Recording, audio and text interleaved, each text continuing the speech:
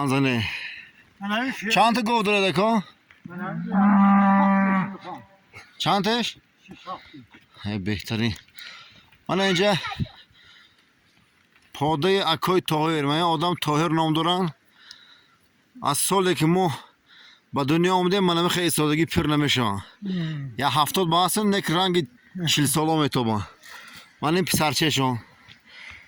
بهترین یعنی ما نیز یک زمان همین گونه در کوه پشته ها همراه پدر و مادر همین حال رو داشتیم و خیلی حال خوب هم هست و بسیار لحظه های جالب زندگی از نگاه من همسری اکای طاهر هم همراه دختراشون که یک خیلی زندگی عجیبه در همین کوهستان دلربا دارن. من چای جوشیده ایستاده است، از یک چای میکنیم میخوریم.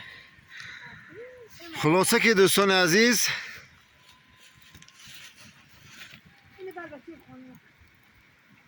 ما امشب با اکای طاهر یک چند ساعت صحبت میکنیم، یک چند لحظه و باز هم میرویم به همون خیمه ای که در پایان است.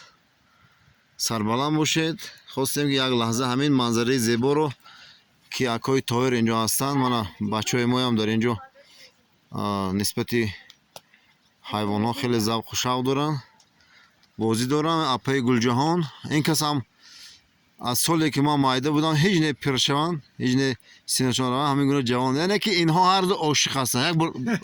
یک بار برای هم دیگر است.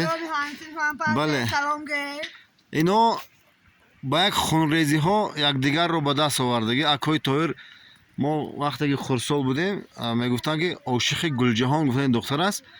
امروز من اینا در حاصل یعنی که ثمره زندگی اینها دو دختر نازنین و یک شه پسر که البته شما برای شما نشان دادیم من در پشت هستن. همون تمنا میکنیم که همه همین گونه عاشق باشن، خواه در همین کوهستان و خواه در شهر، برای یک دیگر دلباخته باشن. سربلند باشید.